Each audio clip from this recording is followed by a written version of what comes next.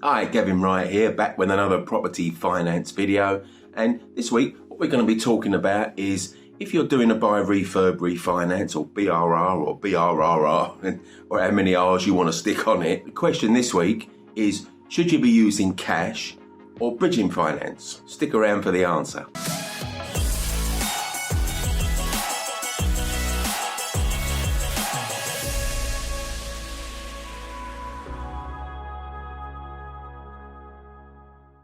Okay, so cash or bridging finance for BRR? Well, someone asked me a question recently.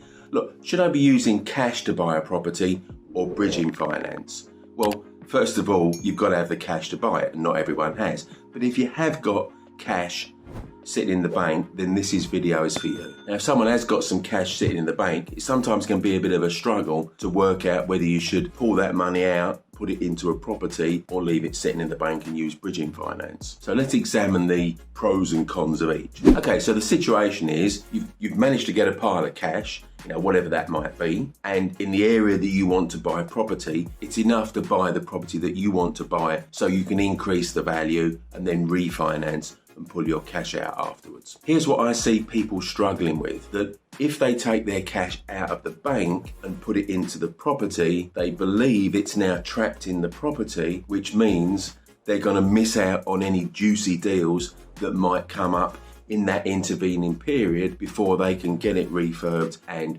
pull the money back out by refinancing it onto a buy-to-let, HMO, SA mortgage, whatever it might be. Now, on the plus side, of course, using cash means that you incur zero borrowing costs, and that, of course, is a very powerful thing. If you can avoid paying interest, clearly that's going to boost your profits. And we all know that your savings, your cash in the bank, gets pretty poor rates of interest right now, doesn't it? So on one side, there's a compelling argument to say, hey, let's pull my cash out of the bank, put it into a property. I'm going to be saving significant interest payments and losing very little interest that I would have got if I kept it in the bank. Oh, but if I do that, then my money now is not liquid, it's illiquid, which means I've invested in one property, but I can't invest in another property because I might find this great deal. People are always expecting there's a great deal just around the corner that I haven't quite found yet. So it's a should I, shouldn't I type of situation, isn't it? Well, here's two reasons why I think it is actually good to take your cash out of the bank and put it in the project. Firstly, it's great to take advantage of not paying interest on a project. Now, even though bridging rates are the cheapest now, they've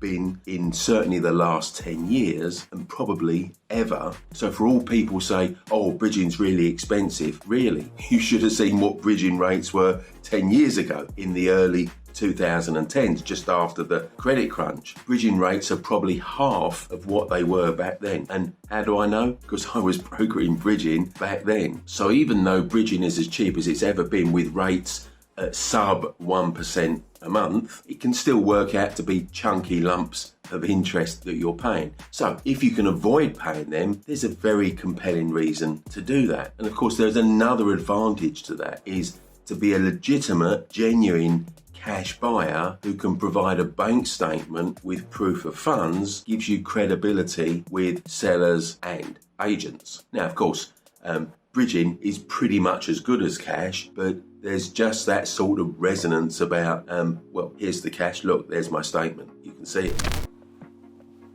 Hey, have you subscribed yet? Click that subscribe button down there and that dingy belly thing so you don't miss any of my videos when they're released, which is every week. Great, thanks. I almost forgot, Instagram. Click that button too, look, it's down there. Thanks. Do cash buyers buy cheaper? Well, I think cash or bridging, because you can complete in less than 28 days, gives you an advantage of being able to put the money in your seller's bank account in a very short time frame, certainly compared to anyone that's dependent on a mortgage or that's got to sell a property before they can buy the property, or anyone that's got to sell a property before they can buy the property that's for sale. So non-dependent purchasers, people that don't have to sell a property, are valued more highly by agents and also by sellers. Nothing new about that. It's been that way for decades. So being able to say to an agent, predominantly a seller maybe, look, here's my bank statement.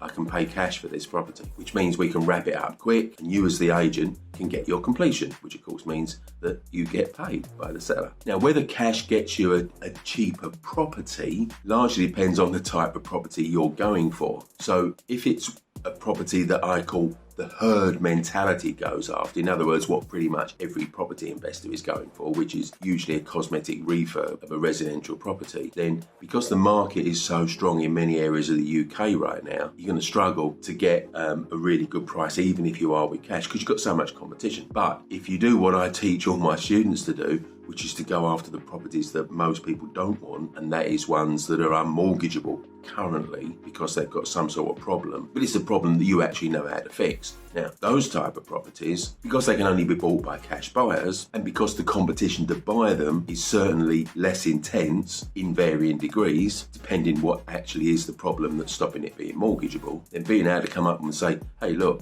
here's the cash, can be a very powerful motivator to actually accept a lower price if you're the seller, particularly if it's been hanging around for months without any serious buyer, or even not serious buyers that mess the seller around for weeks on end and then change their mind and drop out. So being able to show a bank statement to verify your genuine bona fide cash buyer status could get it to you at a lower price. Okay, so let's come back to the dilemma now of, oh dear, my cash is in the property. What about if I get this really great deal? I'm going to miss out. Actually, no, you're not. And here's why you're not going to miss out. Because bridging lenders will lend on the value of the property that you've bought with cash. They'll also lend on the property that you want to buy. So putting both properties as security will mean that you can borrow certainly 100% of the purchase price of this new deal that's come along that you really don't want to miss out on. And probably you can borrow the refurb money too. Now, if it's that good a deal with a really decent profit margin, then it will stand the cost of borrowing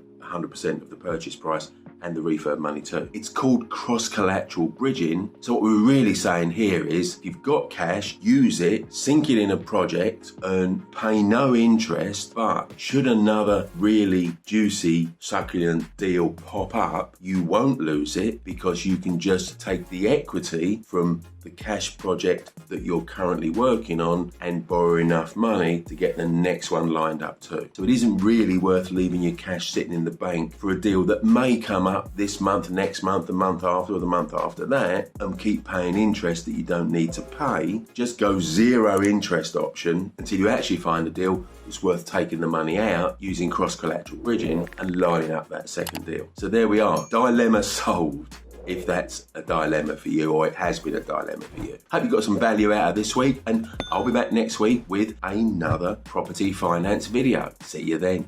If you enjoyed watching this video, did you know every Monday morning at 8:30 I do a live Facebook Q&A.